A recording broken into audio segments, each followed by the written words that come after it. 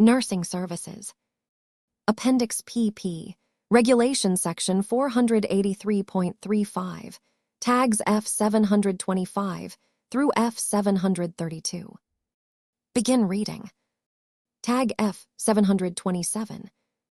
Section 483.3, 5B, Registered Nurse.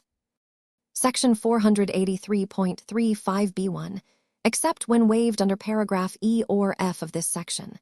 The facility must use the services of a registered nurse for at least 8 consecutive hours a day, 7 days a week. Section 483.3, 5B2, except when waived under paragraph E or F of this section. The facility must designate a registered nurse to serve as the director of nursing on a full-time basis. Section 483.3, 5B3, the director of nursing may serve as a charge nurse only when the facility has an average daily occupancy of 60 or fewer residents. Definitions, Section 483.3, 5B. Full-time is defined as working 40 or more hours a week. Charge nurse is a licensed nurse with specific responsibilities designated by the facility. That may include staff supervision, emergency coordinator, physician liaison, as well as direct resident care. Procedure and Guidance Section 483.3, 5B. Nurse staffing in nursing homes has a substantial impact on the quality of care and outcomes that residents experience. A registered nurse RN is typically responsible for overseeing the care provided to nursing home residents by other staff, such as licensed practical nurses, LPN, or certified nurse aide CNA. The RN is generally responsible for more advanced care activities such as resident assessments, consulting with physicians, and administering intravenous fluids or medications. Facilities are responsible for ensuring they have an RN providing services at least 8 consecutive hours a day, 7 days a week. However, per facility assessment requirements, at F838, Section 483.71, facilities are expected to identify when they may require the services of an RN for more than 8 hours a day based on the acuity level of the resident population. If it is determined the services of an RN are required for more than 8 hours a day, refer to the guidance at F725 related to sufficient nurse staffing for further investigation. Facilities may choose to have differing tours of duty, e.g., 8-hour or 12-hour shifts for their licensed nursing staff. Regardless of the approach, the facility is responsible for ensuring the 8 hours worked by the RN are consecutive within each 24-hour period. The facility must designate a registered nurse, RN, to serve as the DON on a full-time basis. The facility can only be waived from this requirement if it has obtained a waiver. Under subsections, Section 483.3, 5E or F, the facility may permit the DON to serve as a charge nurse only when the facility has an average daily occupancy of 60 or fewer residents. The facility is responsible for submitting staffing data through the PBJ. Refer to F851. Section 483.70p. This data is available through PBJ reports that can be obtained through the Certification and Survey Provider Enhanced Reports CASPER reporting system. These reports, titled PBJ Staffing Data Report, will be utilized by surveyors and contains information about overall direct care staffing levels as well as licensed nurse staffing, and if an RN was on-site for 8 hours a day, 7 days a week, if concerns were identified on this report, as well as from other sources, refer to the critical element pathway sufficient and competent staffing and the probes noted below. Probes. Review the facility's posted daily staffing data. Does the facility have an RN on duty at least 8 consecutive hours a day, 7 days a week? Does the facility have an RN to serve as the DON on a full-time basis? Does the facility ensure that the DON serves as a charge nurse only when the facility has an average daily occupancy of 60 or fewer residents? If there is no RN coverage for at least 8 consecutive hours each day, e.g., as indicated by the PBJ staffing report, interview. O frontline staff, i.e., nurse aides, LPNs/LVNs. Is there an RN providing services to the residents for at least 8 consecutive hours in the day? Are you ever made aware when there is no RN available in the facility? Are you ever aware of a resident who needed care or services only performed by an RN, i.e., intravenous medications, assessment, and did not receive it? O director of nursing or administrator. How often are there days with no RN on site? What does the facility do when there is not an RN available to work the required 8 consecutive hours each day? How does the facility provide care to residents that require an RN if one is not available to work? Deficiency categorization. Example of severity level 4 noncompliance. Immediate jeopardy to resident health or safety includes, but is not limited to. The annual recertification survey of a facility indicates that it provides care for residents with high acuity needs, including residents that receive medications and fluids via central intravenous lines Roman 4 and ventilator-dependent residents. The investigation revealed an RN was not on site for at least 8 consecutive hours during the day.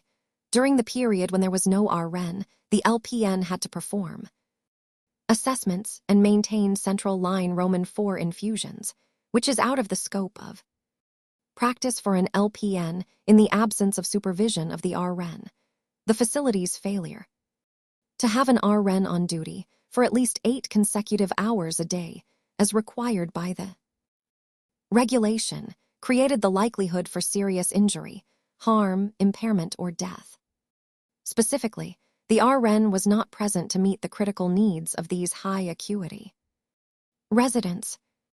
Example of severity level 3 noncompliance.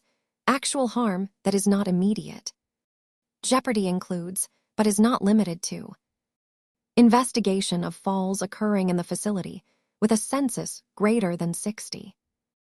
Residents revealed the monthly fall evaluation for one resident was not completed with the interdisciplinary team after the resident experienced 2 falls.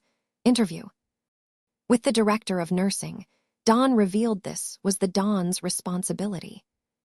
However, because she had been serving as the charge nurse, there was no time to complete the evaluation for this resident, who experienced another fall, resulting in a sprained wrist.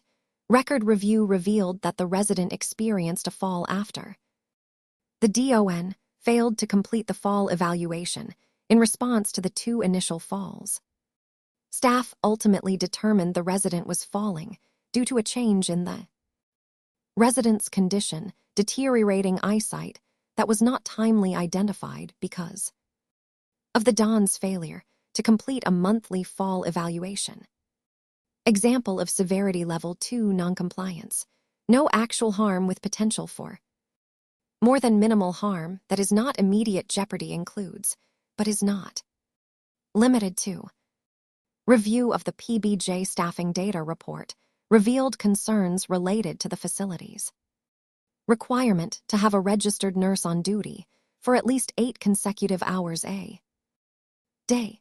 The surveyor verified an RN was routinely on duty for only 7 consecutive hours a day last quarter. No actual harm to residents was identified. However, there was a potential for more than minimal harm due to the facility's failure to have an RN on duty for at least 8 consecutive hours a day, 7 days a week in order to ensure that all the residents' clinical needs were met either directly by the RN or indirectly by the LPNs or CNAs for whom the RN was responsible for. Overseeing resident care. Review of the PBJ staffing data report, other staffing documentation, and staff. Interviews revealed that the director of nursing routinely served as a charge nurse. When the facility had an average daily occupancy of between 65 to 70 residents, no actual harm to residents was identified. However, there was a potential for more than minimal harm resulting from the registered nurse's dual role in simultaneously serving as both the director of nursing and the charge nurse for greater than 60 residents. Severity Level 1. No actual harm with potential for minimal harm. The failure of the facility to provide an RN creates a risk that is more than minimal harm. Therefore, Severity Level 1 does not apply for this regulatory requirement. Tag F728. Section 483.3, 5D requirement for facility hiring and use of nurse aides. Section 483.3, 5D1 General Rule. A facility must not use any individual working in the facility as a nurse aide for more than 4 months on a full-time basis unless that individual is competent to provide nursing and nursing-related services, and Roman 2A, that individual has completed a training and competency evaluation program or a competency evaluation program approved by the state as meeting the requirements of Section 483.151 through Section 483.154, or B, that individual has been deemed or determined competent as provided in Section 483.15, 0A and B. Section 483.3, 5D2 Non-permanent employees. A facility must not use on a temporary, per diem, leased, or any basis other than a permanent employee any individual who does not meet the requirements in paragraphs D1I and Roman 2 of this section. Section 483.3, 5D3 Minimum competency. A facility must not use any individual who has worked less than 4 months as a nurse aide in that facility unless the individual is a full-time employee in a state-approved training and competency evaluation program. Roman 2 has demonstrated competence through satisfactory participation in a state-approved nurse aide training and competency evaluation program, or competency evaluation program, or Roman 3 has been deemed or determined competent as provided in Section 483.15, 0A and B. Definitions, Section 483.3, 5D1 to 3. A permanent employee is defined as any employee the facility expects to continue working on an ongoing basis. Guidance Section 483.3, 5D1 to 3.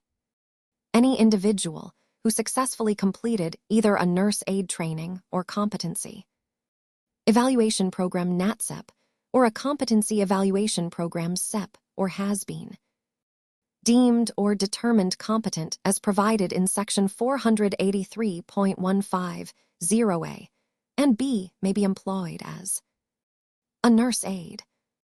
If an individual has not successfully completed a NATCEP program at the time of employment, that individual may only function as a nurse aide if the individual is currently in a NATCEP, not a competency evaluation program CEP alone, and is a permanent employee in his or her first 4 months of employment in the facility.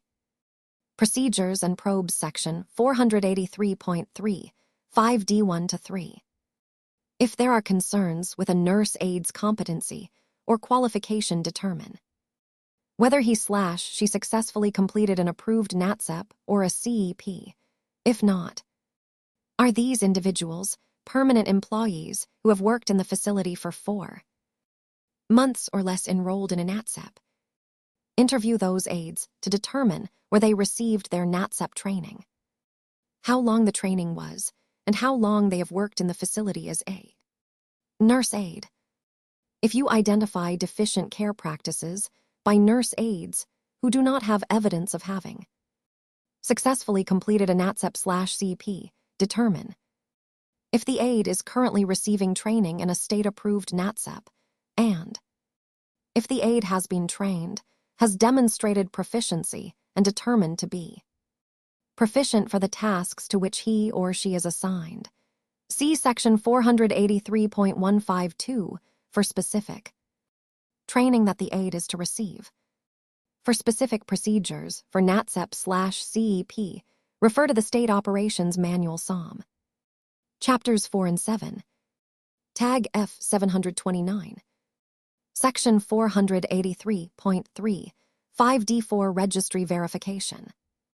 Before allowing an individual to serve as a nurse aide, a facility must receive registry verification that the individual has met competency evaluation requirements unless the individual is a full-time employee in a training and competency evaluation program approved by the state, or Roman 2, the individual can prove that he or she has recently successfully completed a training and competency evaluation program or competency evaluation program approved by the state and has not yet been included in the registry.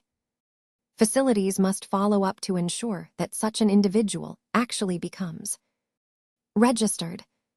Section 483.3, 5D5 Multi-State Registry Verification. Before allowing an individual to serve as a nurse aide, a facility must seek information from every state registry established under Sections 1819E2A or 1919E2A of the Act that the facility believes will include information on the individual. Section 483.3, 5D6 Required Retraining. If, since an individual's most recent completion of a training and competency evaluation program, there has been a continuous period of 24 consecutive months, during none of which the individual provided nursing or nursing-related services.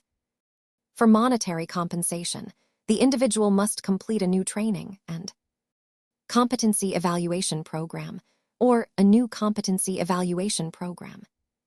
Guidance, Section 483.3, 5D46.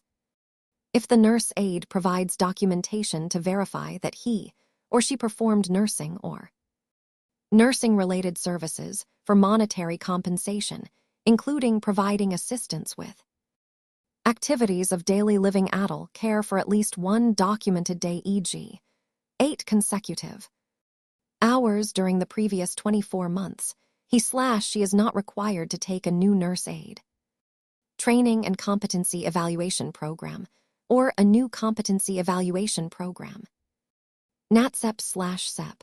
It is not required that these services be provided in a nursing home setting so long as the nurse aide was performing nursing or nursing-related services, including assisting with adults for monetary compensation. The state is required to remove the individual's name from the registry if the services are not provided for monetary compensation during the 24-month period. Procedure. If concerns are identified with nurse aide services at F725 and F726, review a minimum of 5 nurse aide personnel files, including any specific staff members with whom concerns were identified.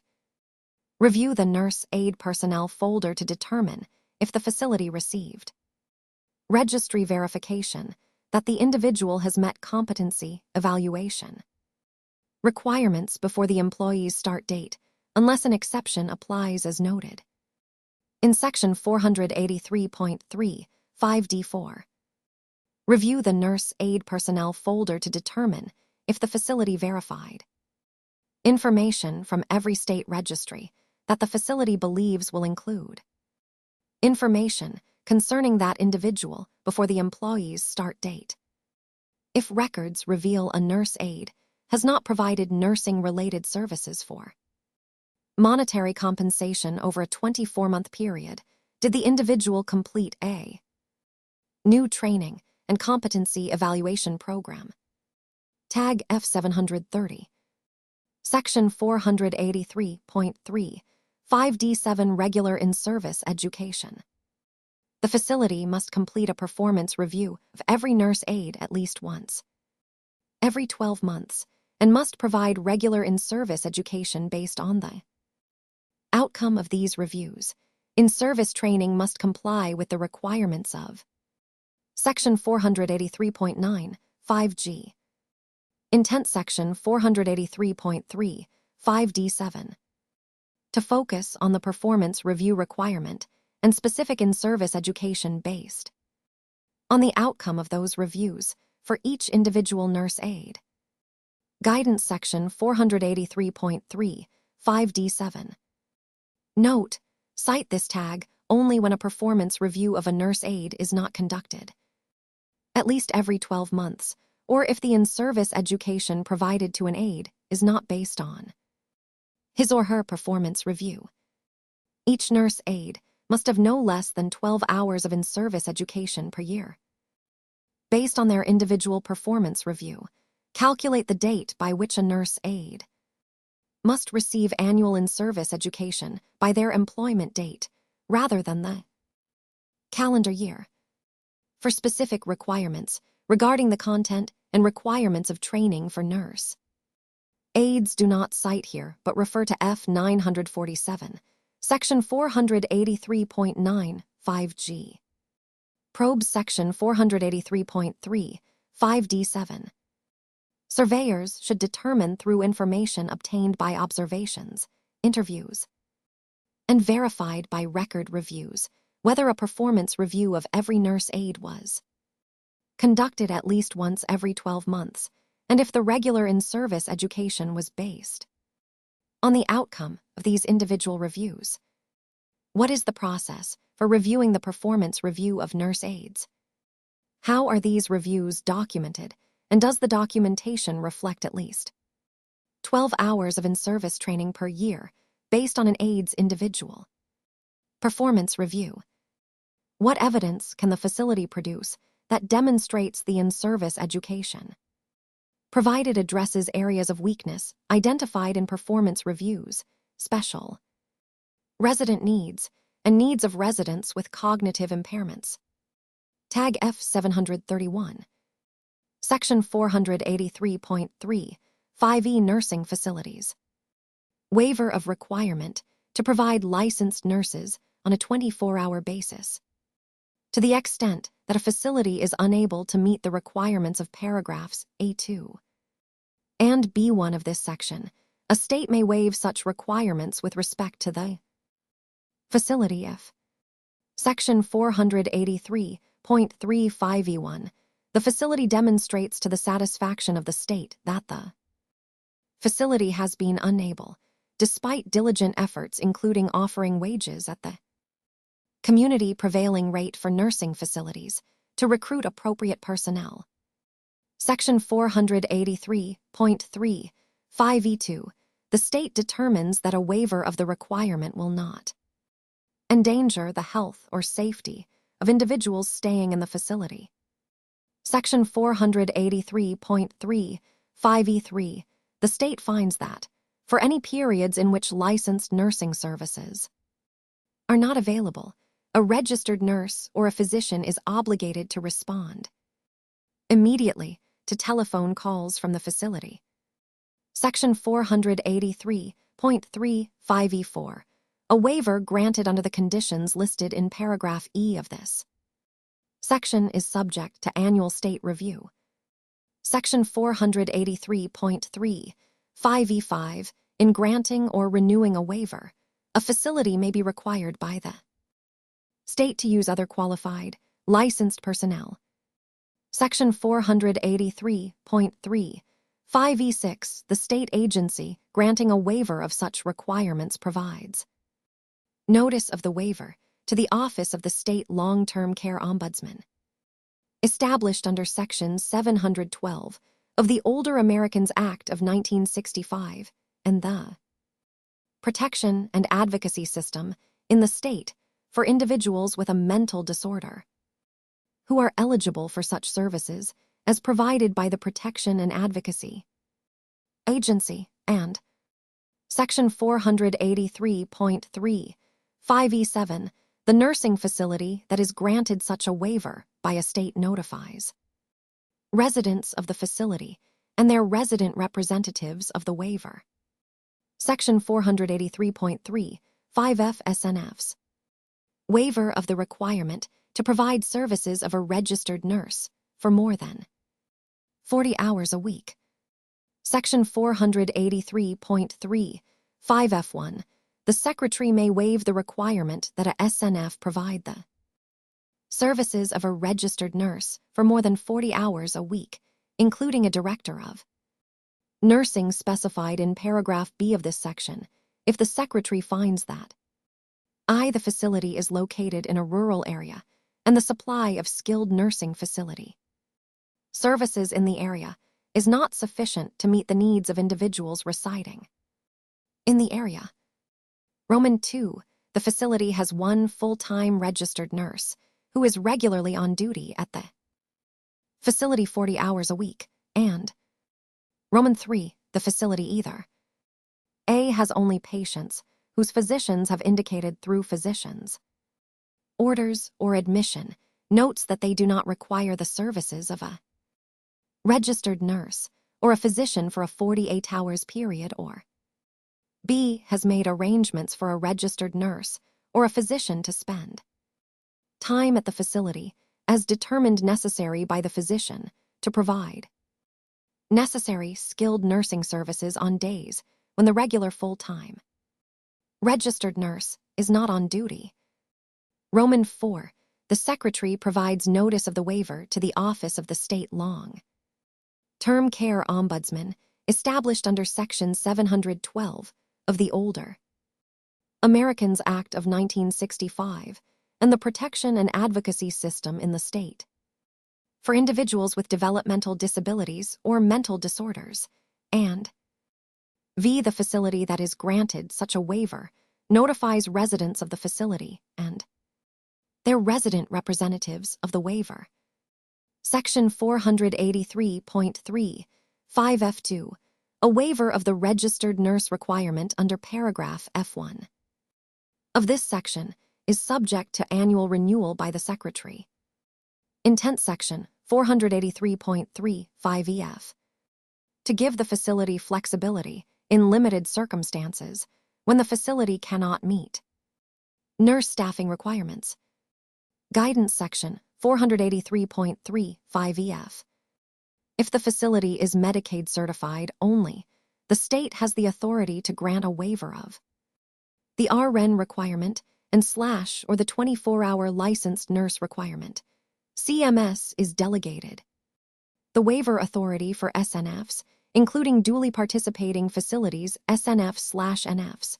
The Medicare waiver authority is far more limited than is the state's authority under Medicaid, since a state may waive any element of the nurse staffing requirement, whereas the Secretary's CMS may only waive the RN requirement, the requirements that a registered nurse provides services for 8 hours a day, 7 days a week, more than 40 hours a week, and that there be an RN designated as Director of Nursing on a full-time basis, may be waived by the Secretary's CMS in the following circumstances. The facility is located in a rural area with an inadequate supply of SNF services to meet area needs. Rural is defined as all areas not delineated as urban by the Bureau of Census, based on the most recent census. The facility has one full-time registered nurse, regularly working 40 hours a week. This may be the same individual or part-time individuals. This nurse may or may not be the DON, and may perform some DON and some clinical duties if the facility so desires, and either the facility has only residents whose physicians have noted in writing, do not. Need RN or physician care for a 48-hour period. This does not relieve the facility from responsibility for providing for emergency availability of a physician when necessary, nor does it relieve the facility from being responsible for meeting all needs of the residents during those 48 hours, or a physician or RN will spend the necessary time at the facility to provide care residents need during the days that an RN is not on duty. This requirement refers to clinical care of the residents that need skilled nursing services. If a waiver of this requirement has been granted, conduct a survey of nursing services during each certification survey. Duly participating facilities must meet the waiver provisions of the SNF. A survey of nursing services must be conducted if a waiver has been granted or requested. Probe Section 483.3, 5EF. Before granting a continuation of this waiver, or during the annual review, coordinate with the state survey agency and at a minimum determine the facility's recruitment efforts and its results. How the facility ensures residents' needs are being met in the absence of a licensed nurse. How all nursing policies and procedures are followed on each shift during times when licensed services are waived. If there is a qualified licensed nurse to assess, evaluate, plan, and implement resident care.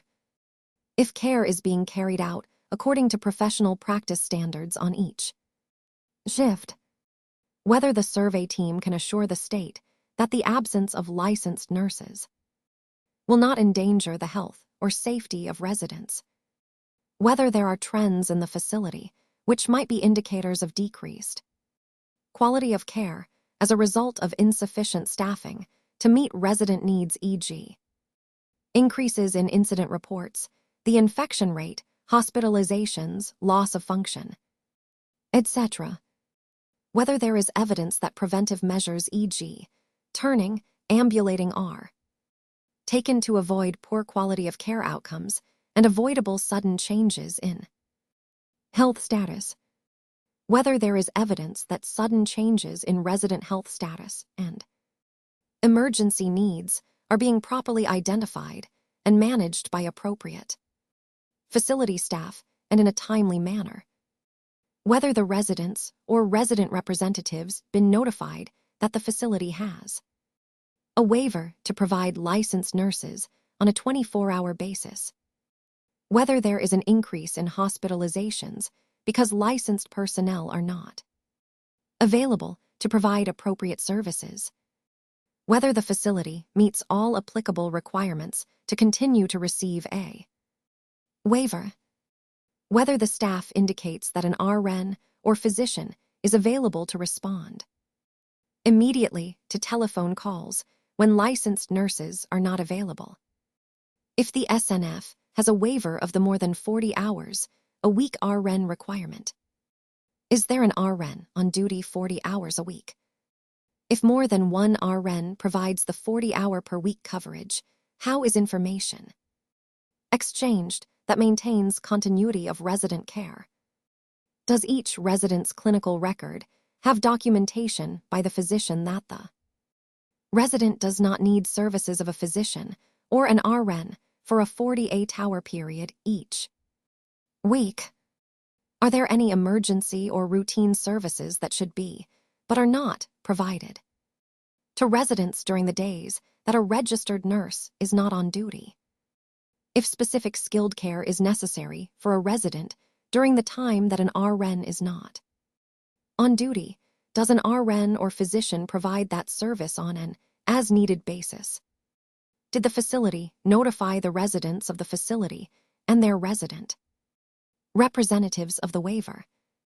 If the SNF requests continuation of the waiver to provide the services of a registered nurse for more than 40 hours a week, the survey team is to provide the CMS regional office with information needed to grant this continuation.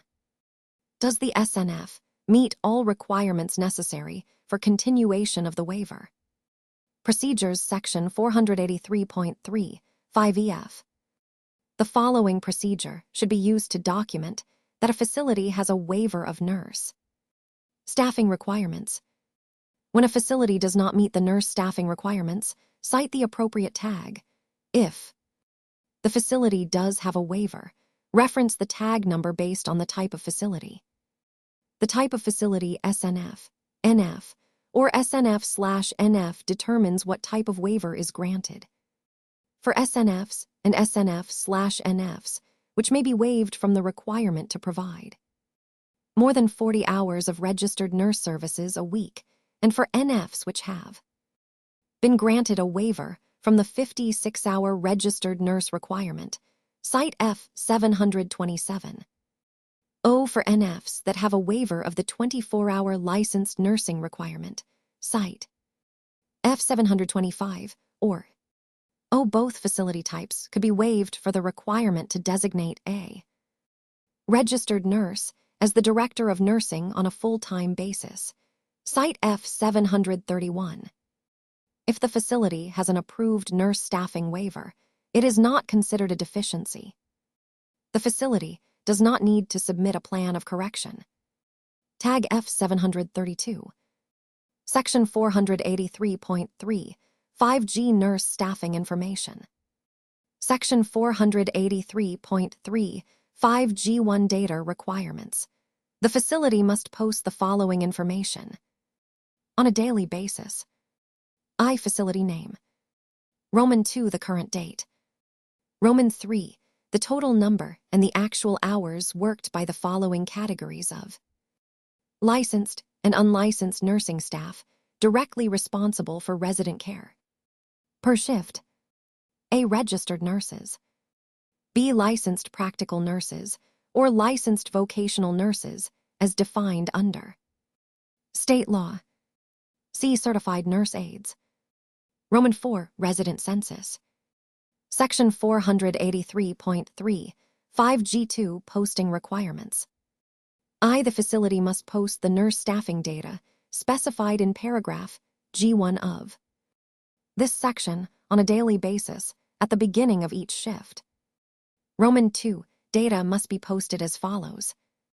A. Clear and readable format. B. In a prominent place, readily accessible to residents and visitors.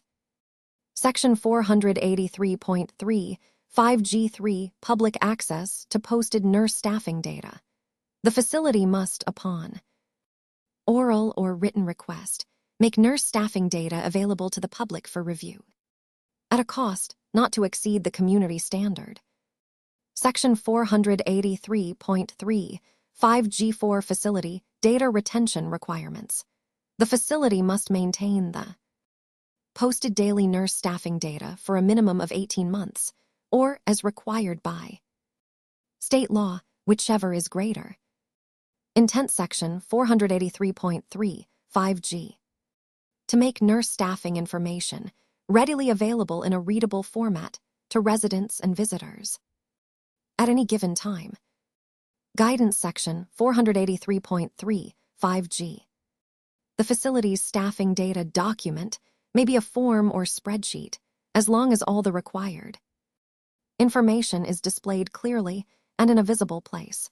The information should be displayed in a prominent place that is readily accessible to residents and visitors and presented in a clear and readable format. This information posted must be up to date and current. The facility is required to list the total number of staff and the actual hours worked by the staff to meet this regulatory requirement.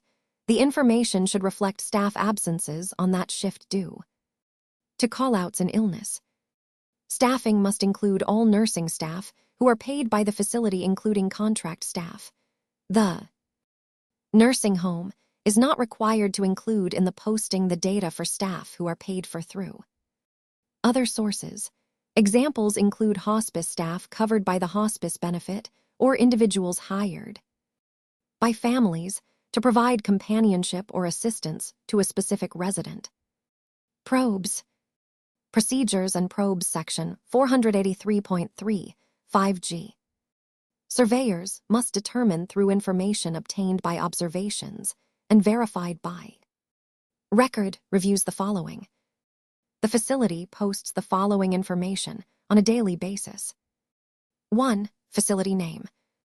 2. The current date. 3. The total number and actual hours worked by the following categories of licensed and unlicensed nursing staff directly responsible for resident care per shift, registered nurses, licensed practical nurses, or licensed vocational nurses, and certified nurse aides. 4. Resident census.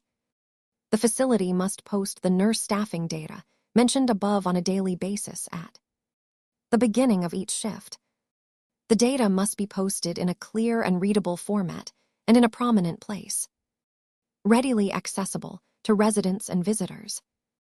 The facility must, upon oral or written request, make nurse staffing data available to the public for review at a cost not to exceed the community standard. The facility must maintain the posted daily nurse staffing data for a minimum of 18 months, or as required by state law, whichever is greater. Key elements of noncompliance. To cite deficient practice at F732, the surveyor's investigation will generally show that the facility failed to do any one of the following. Ensure staffing information was posted in a prominent place, readily accessible to residents and visitors, or ensure staffing information was accurate and current, or ensure staffing information was complete and was not missing information, e.g. specific units were not reflected on the posting, or make daily staffing available to the public for review upon request, or maintain the posted daily nurse staffing data for a minimum of 18 months, or as required by state law, whichever is greater. Tag F740. Section 483.40, Behavioral Health Services. Each resident must receive, and the facility must provide the necessary behavioral health care and services to attain or maintain the highest practicable physical, mental, and psychosocial well-being in accordance with the comprehensive assessment and plan of care.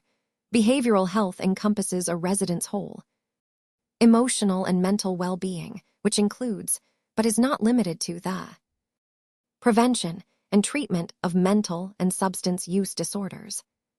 Definitions, Section 483.40. Definitions are provided to clarify terminology related to behavioral health services and the attainment or maintenance of a resident's highest practicable well-being. Highest practicable physical, mental, and psychosocial well-being is defined as the highest possible level of functioning and well-being, limited by the individual's recognized pathology and normal aging process.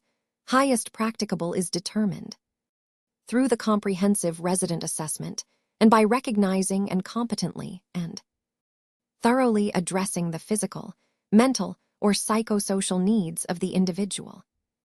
Mental disorder is a syndrome characterized by a clinically significant disturbance in an individual's cognition, emotion regulation, or behavior that reflects a dysfunction in the psychological, biological, or developmental processes underlying mental functioning.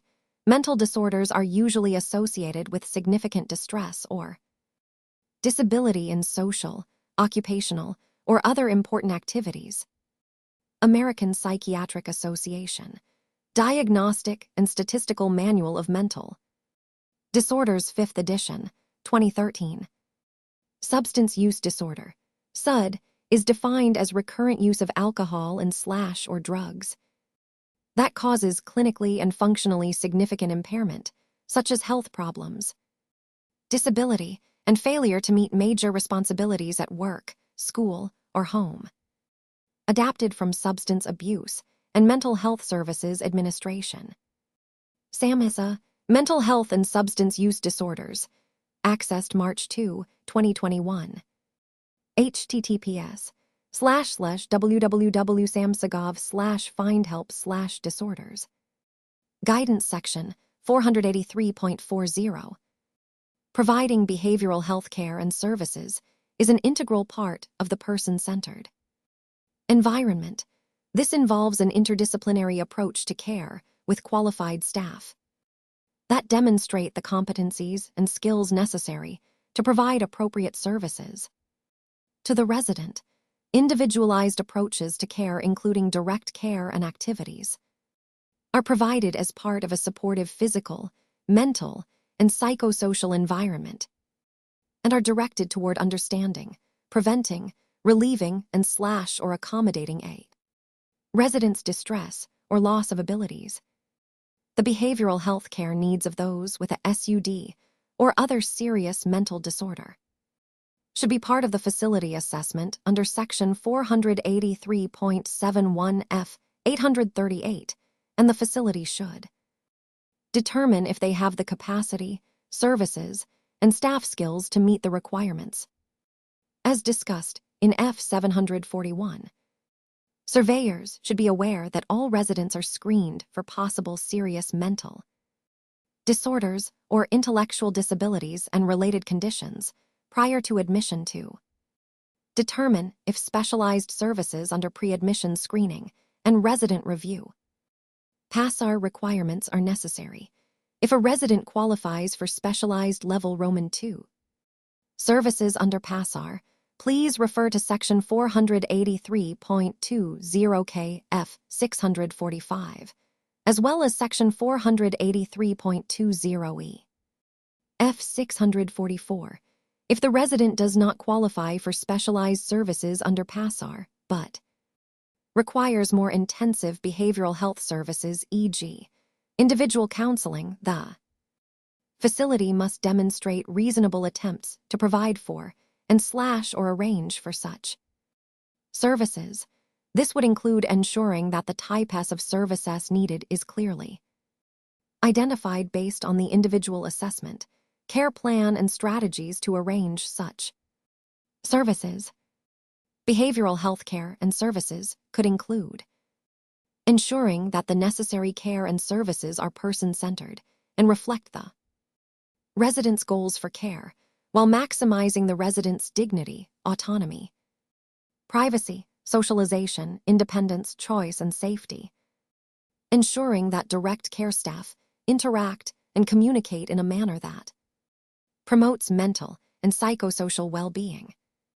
Providing meaningful activities which promote engagement and positive, meaningful relationships between residents and staff, families, other residents, and the community. Meaningful activities are those that address the residents' customary routines, interests, preferences, etc., and enhance the residents' well-being. Residents living with mental health and SUDs may require different activities than other nursing home residents. Facilities must ensure that activities are provided to meet the needs of their residents. Note: for concerns related to the facility's activity program or activities which do not address the needs of the resident, refer to Section 483.24 F 679, Activities. Meet interest/needs of each resident. Providing an environment and atmosphere that is conducive to mental and psychosocial well-being. Ensuring that pharmacological interventions are only used when non-pharmacological interventions are ineffective or when clinically indicated. 4. Concerns about the use of pharmacological interventions. See Pharmacy Services. Requirements at Section 483.45. Individualized assessment and person-centered planning. In addition to the facility-wide approaches that address residents' emotional and psychosocial well-being, facilities are expected to ensure that residents' individualized behavioral health needs are met through the Resident Assessment Instrument (RI) process. All areas are to be addressed through the Minimum Data Set (MDS) Care Area Assessment process, care plan development, care plan implementation, and Evaluation. Sections of the MDS related to behavioral health needs that may be helpful include, but are not limited to: Section C, cognitive patterns; Section D, mood; Section E, behavior and; Section F, activities. Utilizing care areas such as psychosocial well-being, mood state, and behavioral. Symptoms will also help to ensure the assessment and care planning processes are accomplished. It is also important for the facility to use an interdisciplinary team IT approach that includes the resident, their family, or resident representative. For residents with an assessed history of a mental disorder or SUD, the care plan must address the individualized needs the resident may have related to the mental disorder or the SUD. Some facilities may use behavioral contracts as part of the individualized care plan to address behaviors which could endanger the resident, other residents, and staff. Behavioral contracts may be a method for encouraging residents to follow their plan of care. However, in some circumstances, using them to impose a system of rewards and or punishments could be construed as meeting the definition of abuse, which includes the willful infliction of punishment and or the deprivation of goods and services. Please refer to Section 483.5 for the definition of abuse and Section 483.12 for requirements pertaining to abuse, neglect, and exploitation. Additionally, behavioral contracts are only intended to be used for residents who have the capacity to understand them. The contract cannot conflict with resident rights or other requirements of participation, i.e., requirements at Section 483.15 related to admission, transfer, and discharge, but may address issues such as residents with mental disorder and or SUD may be at increased risk for leaving the facility without facility knowledge, which could be considered an elopement at various times throughout their treatment, or if going through active withdrawal. The facility should explain the resident's right to have a leave of absence and also explain the health and safety risks of leaving without facility knowledge or leaving against medical advice. The facility cannot restrict a resident's right to leave the facility, but a contract can distinguish between a leave of absence, elopement, and leaving AMA for concerns related to inadequate supervision resulting in elopement, CF 689, free of accidents, hazards/supervision/devices. Facility efforts to help residents with mental disorder and or SUD, such as individual counseling services, access to group counseling, or access to a medication-assisted treatment program, if applicable. Steps the facility may take if substance use is suspected, which may include increased monitoring and supervision in the facility to maintain the health and safety of the resident suspected of substance use, as well as all residents. Restricted or supervised visitation if the resident's visitors are deemed to be a danger to the resident, other residents, and or staff. CF 563 right to receive deny visitors. Voluntary drug testing if there are concerns that suspected drug use could adversely affect the resident's condition. Voluntary inspections if there is reasonable suspicion of possession of illegal drugs, weapons, or other unauthorized items which could endanger the resident or others. CF 557 respect, dignity right to have personal property, and referral to local law enforcement for suspicion of a crime in accordance with state laws, such as possession of illegal substances, paraphernalia, or weapons. CF 557 respect, dignity right to have personal property. Refusal to accept or non-adherence to the terms of a behavioral contract cannot be the sole basis for a denial of admission a transfer or discharge. A facility may only transfer or discharge a resident for one of the reasons listed in F622, Section 483.1, 5C1 IAF. Rather, non-adherence to the contract should be treated like any care plan intervention that needs attention or needs to be altered to meet the needs of the resident. The IT should work with the resident and resident representative to revise the care plan and contract. The following section discusses general information pertaining to conditions that are frequently seen in nursing home residents and may require facilities to provide specialized services and supports that vary based upon residents' individual needs. Depression. Although people experience losses, it does not necessarily mean that they will become depressed. Depression, major depressive disorder or clinical depression, is a common and serious mood disorder. Symptoms may include fatigue, sleep, and appetite disturbances, agitation, and expressions of guilt, difficulty concentrating, apathy, withdrawal, and suicidal ideation. Depression is not a natural part of aging, however. Older adults in the nursing home setting are more at risk than older adults in the community. Late-life depression may be harder to identify due to a resident's cognitive impairment, loss of functional ability, the complexity of multiple chronic medical problems that compound the problem, and the loss of significant relationships and roles in their life. Depression presents differently in older adults, and it is the responsibility of the facility to ensure that an accurate diagnosis is established.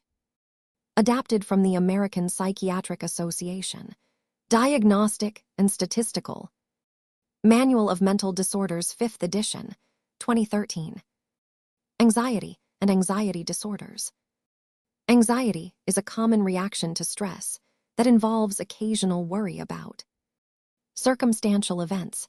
Anxiety disorders, however, could include symptoms such as excessive fear, intense anxiety, significant distress, and may cause debilitating symptoms. The distinction between general anxiety and an anxiety disorder is subtle and can be difficult to identify. Accurate diagnosis by a qualified professional is essential. Anxiety can be triggered by loss of function, changes in relationships, relocation, or medical illness. Importantly, anxiety may also be a symptom of other disorders, such as depression and dementia in older adults, and care must be taken to ensure that other disorders are not inadvertently misdiagnosed as an anxiety disorder, or vice versa. There are many types of anxiety disorders, each with different symptoms. The most common types of anxiety disorders include generalized anxiety disorder, social anxiety disorder, panic disorder, phobias, and post-traumatic stress disorder. Adapted from the American Psychiatric Association, Diagnostic and Statistical Manual of Mental Disorders, 5th edition, 2013. Schizophrenia. Schizophrenia is a serious mental disorder that may interfere with a person's ability to think clearly, manage emotions, make decisions, and relate to others. It is uncommon for schizophrenia to be diagnosed in a person younger than 12 or older than 40. Schizophrenia must be diagnosed by a qualified practitioner using evidence-based criteria and professional standards, such as the Diagnostic and Statistical Manual of Mental Disorders, 5th edition DSM-5, and documented in the resident's medical record. Symptoms of schizophrenia include delusions, hallucinations, disorganized speech, e.g., frequent derailment or incoherence, grossly disorganized or catatonic behavior, and diminished expression or initiative. Delusions refer to false beliefs that don't change even when the person who holds them is presented with new ideas or facts. Hallucinations include a person hearing voices, seeing things, or smelling things others can't perceive. Adapted from the National Alliance on Mental Illness NAMI. Schizophrenia. Accessed March 2, 2021. https://www.nami.org/learn-more/mental health. Conditions/schizophrenia. American Psychiatric Association. Diagnostic and Statistical Manual of Mental Disorders 5th edition, 2013. Bipolar disorder. Bipolar disorder is a mental disorder that causes dramatic shifts in a person's mood, energy, and may affect the ability to think clearly. People with bipolar experience high and low moods known as mania and depression, which differ from the typical ups and downs most people experience. Symptoms and their severity can vary. A person with bipolar disorder may have distinct manic or depressed states, but may also have extended periods, sometimes years, without symptoms. A person can also experience both extremes simultaneously or in rapid sequence. Adapted from NAMI, Bipolar Disorder, accessed March 2, 2021. https://www.nami.org/learn-more/mental health conditions/bipolar disorder. Key elements of noncompliance section 483.40. The facility is responsible for providing behavioral health care and services that create an environment that promotes emotional and psychosocial well-being, meets each resident's needs, and includes individualized approaches to care. To cite deficient practice at F740, the surveyor's investigation will generally show that the facility failed to identify, address, and or obtain necessary services for the behavioral health care needs of residents. Develop and implement person-centered care plans that include and support the behavioral health care needs identified in the comprehensive assessment. Develop individualized interventions related to the resident's diagnosed conditions, e.g., assuring residents have access to community substance use services. Review and revise behavioral health care plans that have not been effective and or when the resident has a change in condition. Learn the resident's history and prior level of functioning in order to identify appropriate goals and interventions. Identify individual resident responses to stressors and utilize person-centered interventions developed by the IDT to support each resident, or achieve expected improvements or maintain the expected stable rate of decline based on the progression of the resident's diagnosed condition.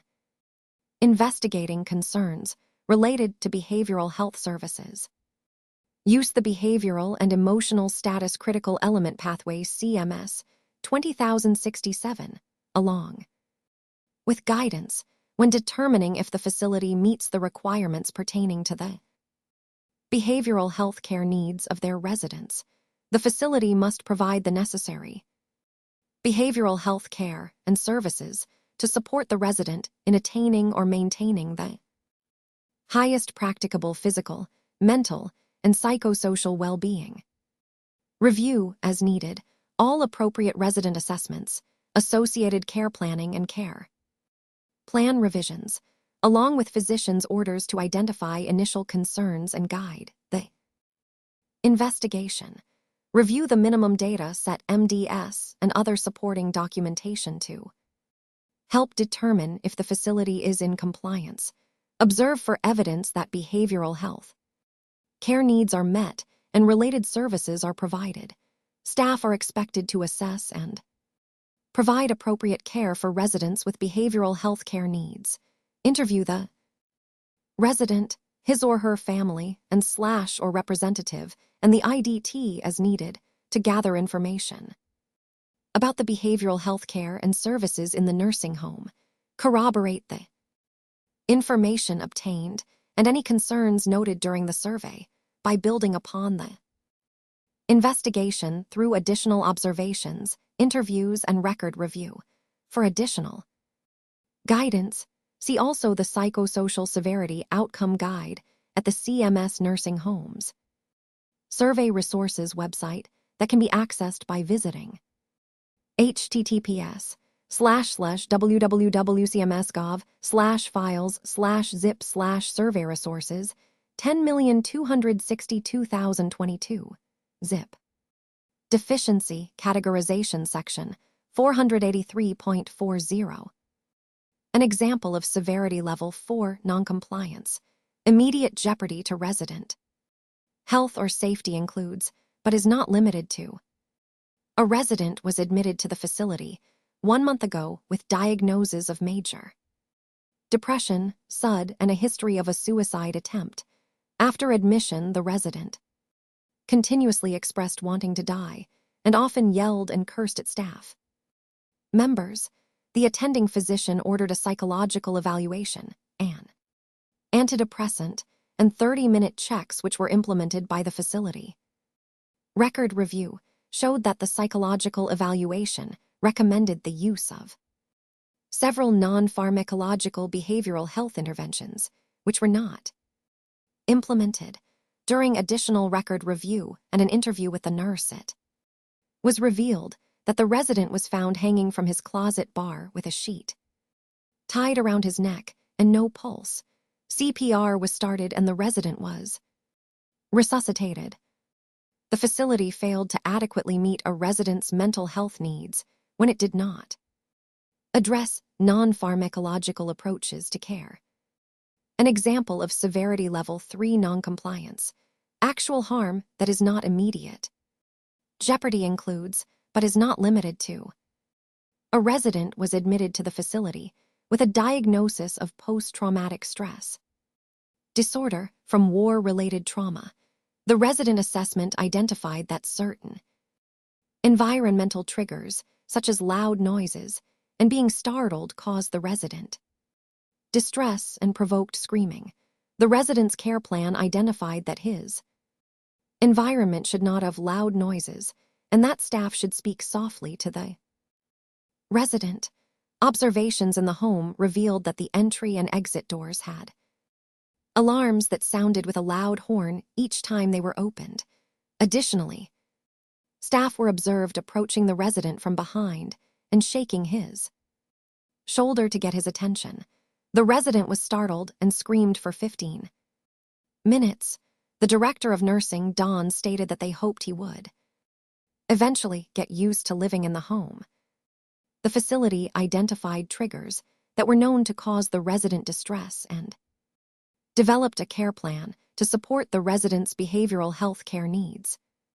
However, the facility failed to implement the care planned approaches to care. Examples of Severity Level 2. No actual harm with likelihood for more than minimal harm that is not immediate jeopardy include: a resident with a diagnosed anxiety disorder preferred staff to announce themselves before entering his room.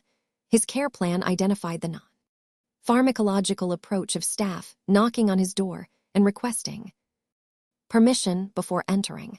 This had proved effective in reducing his anxiety.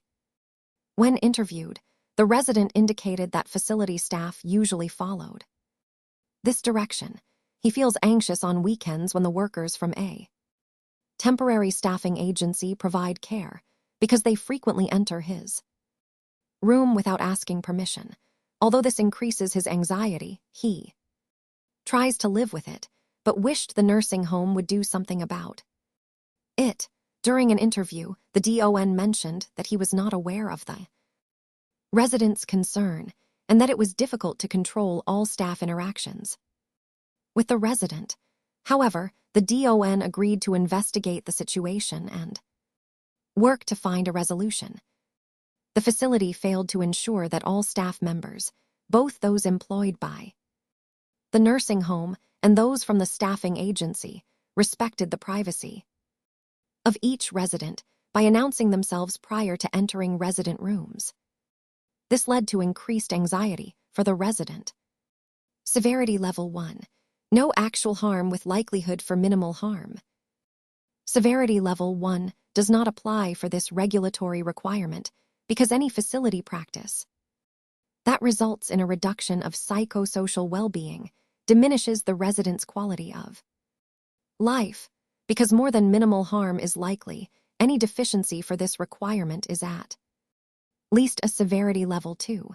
For additional guidance, see also the psychosocial outcome severity guide at the CMS Nursing Homes Survey Resources website that can be accessed by visiting https://www.cms.gov/files/zip/survey resources 10,262,022 zip. Potential tags for additional investigation. If there are concerns regarding the provision of dementia care treatment and services, review regulatory requirements at Section 483.40B3, F724. If there are indications that a resident is in a secured/locked area without a clinical justification and or placement is against the will of the resident, their family, and or resident representative, review regulatory requirements at Section 483.12 and Section 483.12a. F603, involuntary seclusion. If there are concerns about the resident assessment process, to review for mood and psychosocial well-being, see Section 483.20 F636, F637, or F641, resident assessment. Some resources pertaining to behavioral health care and services can be found by visiting SAMHSA, accessed March 2, 2021, http://www.samhsa.gov/. This website provides numerous resources with the mission to reduce the impact of substance abuse and mental illness on America's communities. NAMI, accessed March 2, 2021, https://www.nami.org/. This website provides resources dedicated to building better lives for the millions of Americans affected by mental illness. National Institute of Mental Health NIM, accessed November 9, 2022, https://www.nimnigov/. This website provides resources for the understanding and treatment of mental illnesses. National Long-Term Care Ombudsman Resource Center, accessed March 2, 2021, https://ltcombudsman.org/.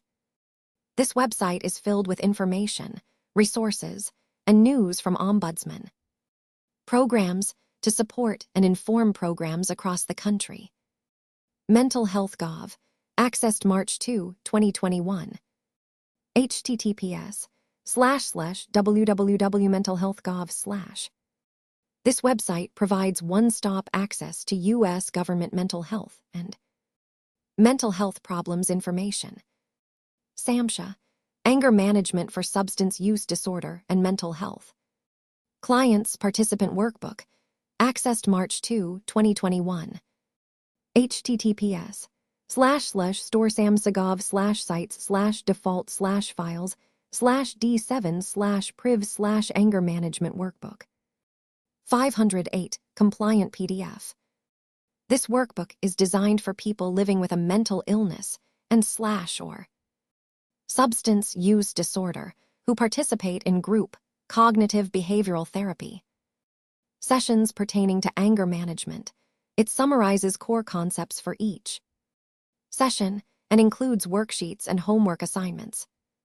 NIM, schizophrenia, accessed November 9, 2022, https://www.nimnigov/health/topics/schizophrenia. This brochure describes symptoms, causes, and treatments for schizophrenia with information on ways to get help and cope effectively. NIM, bipolar disorder, accessed November 9, 2022, https://www.nimnigov/health/topics/bipolar disorder. This brochure describes symptoms, causes, and treatments for bipolar disorder. with information on ways to get help and cope effectively. NIM, Post-Traumatic Stress Disorder, accessed November 9, 2022. https://www.nimnigov/health/topics/post-traumatic stress disorder PTSD. This brochure describes symptoms, causes, and treatments for post-traumatic stress disorder, with information on ways to get help and cope effectively. NIM, Anxiety Disorders, accessed November 9, 2022. https://www.nimnigov/health/topics/anxiety disorders. This brochure describes symptoms, causes, and treatments for anxiety disorders, with information on ways to get help and cope effectively. NIM, Depression, accessed November 9, 2022. https://www.nimnigov/health/topics/depression. This brochure describes symptoms, causes, and treatments for depression with information on ways to get help and cope effectively. NIM, Generalized Anxiety Disorder GAD, when worry gets out of control, accessed November 9, 2022. https://www.nimnigov/health/publications/generalized anxiety disorder GAD. This brochure discusses signs and symptoms, diagnosis, and treatment options for GAD. References to non-CMS sources are provided as a service and do not constitute or imply endorsement of these organizations or their programs by CMS or the U.S. Department of Health and Human Services. CMS is not responsible for the content of pages found at these sites. URL addresses were current as of the date of this publication. This concludes the reading of Appendix PP. Regulation Section 483.35, tags F725 through F732.